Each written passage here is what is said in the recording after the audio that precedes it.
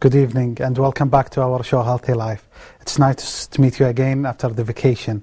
I'm your host, Dr. Isa Al-Ghanem, and today will be with us Dr. Sulaiman Al Saad. Good evening, Doctor. Good evening. He's a consultant in pediatric and neonatologist and head of neonate intensive care unit. If you have any questions, please don't hesitate to contact us on the following means.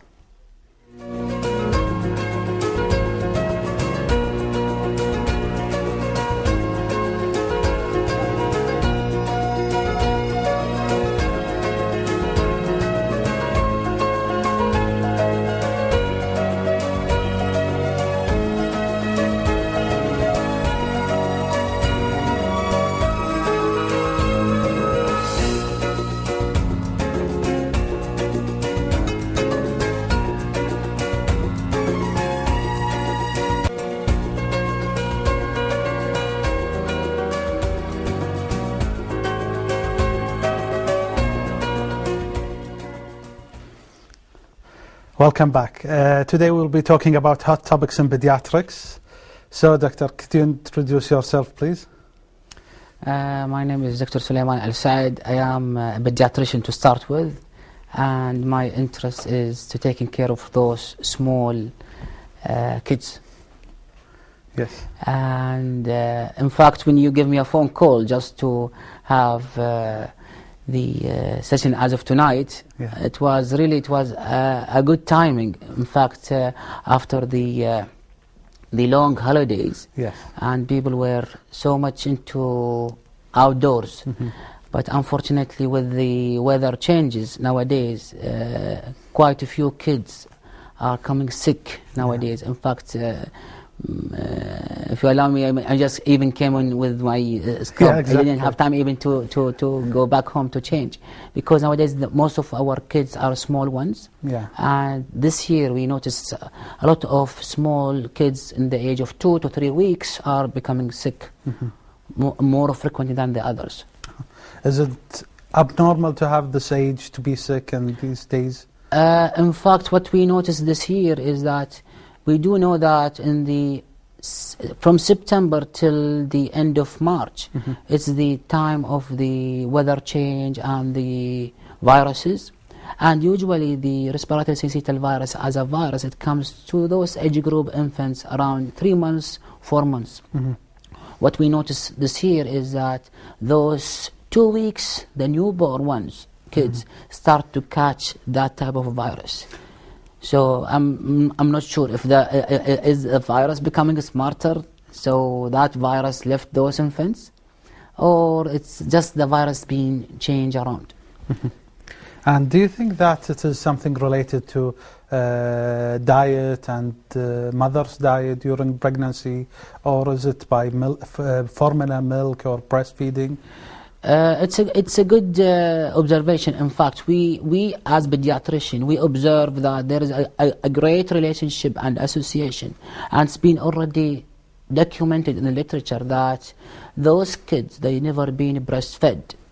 Those kids, their moms were not having a healthy type of lifestyle, i.e. their foods, their usual habits. When she gets pregnant, it affects her kids.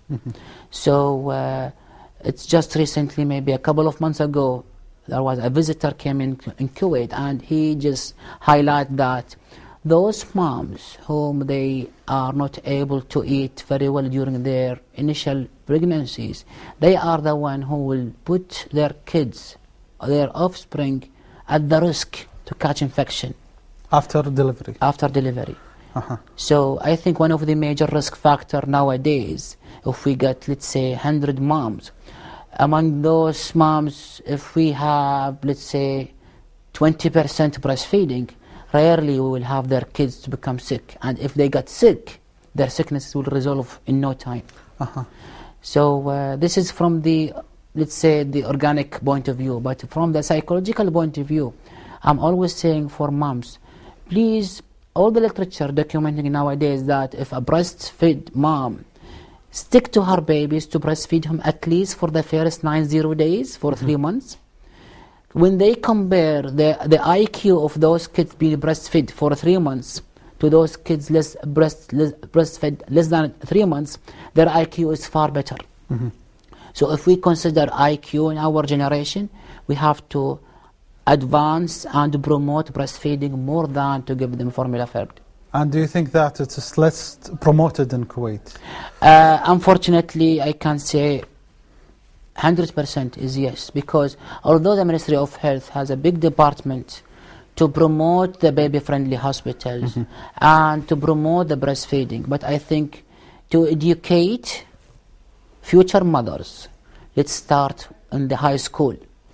Those mothers, also those future men who are going to be parents, I think it's very important to invest in those young generation. Unfortunately, those young generation nowadays, even they don't even care about their own body. In fact, with all the power drinks and so on and so forth, so it's the lifestyle issues. Yeah. So what you are advising here for the future moms and future dads is to get a better knowledge starting now. Sure. The most important thing is that when you start to have your knowledge, you shouldn't have it away from the concerned people. Unfortunately, in our offices nowadays, in the hospital, most of mothers, they just quote things when they went through the internet and they Google an issue, they don't know exactly where are the resources. Yeah. So it's not the issue is that X or Y person write down something, you take it for granted. Yeah, I think that we face it in all medical fields, the Google power, what's called. Sure. Also, before the show, we were talking about the study that was being available on the internet, which showed that breast milk can increase the risk of allergies, whereas it is false. And people might read it and think that, oh, see, breast milk is bad. I think the war against breastfeeding will be there until the last day in this life. Yeah. It won't. That nobody will give up fighting against breastfeeding, but we are standing there to fight for the best for our kids. In fact, if you go to the Scandinavian countries, let's say Swedish, the higher percentage of moms breastfeeding is among the Scandinavians. Wow. Where in our cultures, if we go back in the history, let's say 25 or 35 years ago, most of our mothers, they never leave breastfeeding. Yeah. So I think breastfeeding should be again reinvented and to be reinforced, especially with the young generation. They are smart enough. They are the smart generation with their smartphones. So if they going to have their own groups to promote, in fact, I'm so happy and glad in Kuwait we do have quite a few small communities of mothers, young mothers, and they are into promoting that breastfeeding and the importance of breastfeeding.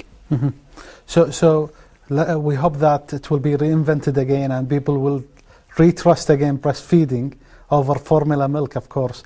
And as you mentioned, let's talk more about the impact of it on the kids themselves. One of the most important issues, I think, about the breastfeeding is the relationship between the mom and her baby as a bonding and a close contact to it. When the breastfeeding campaign started back in the States, they found out in one of those being mentioned stories that in olden days in the Vietnamese war, they used to have so much of orphans, so many ladies, they don't offer to take care of their own kids. So what they used to do is those Vietnamese ladies, they used to go to the hospitals. She put down her baby and she leave the hospital. So they were searching for a way where they can convince mother to take care of their babies. So they reached for an agreement between that mom and the hospital that we just need you to have your baby in our hospital, provided you stay with your baby for 6 hours, breastfeed him. After 6 hours, just leave your baby and just go away. After almost 3 to 4 months, there was no single orphan kid was left in the hospital. And they found out that breastfeeding, close contact, the moment the baby comes out, the first thing is that that baby should touch his mom's skin. So skin to skin, and in fact, we human beings, we learn from animals. There is something called kangaroo care, and everybody knows what is the kangaroo. So that mom, she will put her small kangaroo in her sort of bucket to grow up. In fact, not even to feed him. So that bucket, Allah subhanahu wa ta'ala created that uterus in a mom, that she should continue to breastfeed her baby.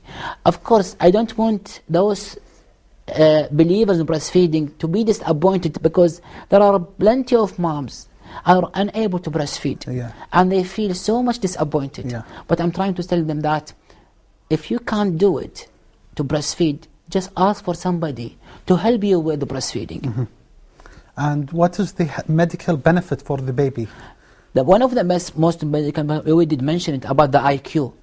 Kids, of course, we do have two types of intelligence. We have our intelligence, which we inherited from our parents, because when we were created, we are 50 out of my dad and 50 from my mom.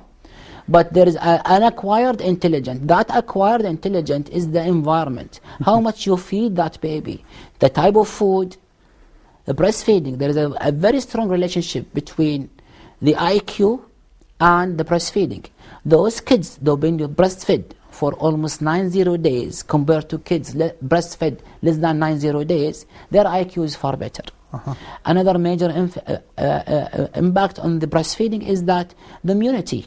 Those kids who've been breastfed for a little while compared to those kids they never been breastfed, their immunity system will be so much affected. Those kids, they will never be breastfed.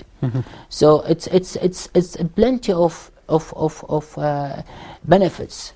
And going back to the things which you just mentioned about the issue about allergy and the eczema and so on and so forth, this doesn't stand true.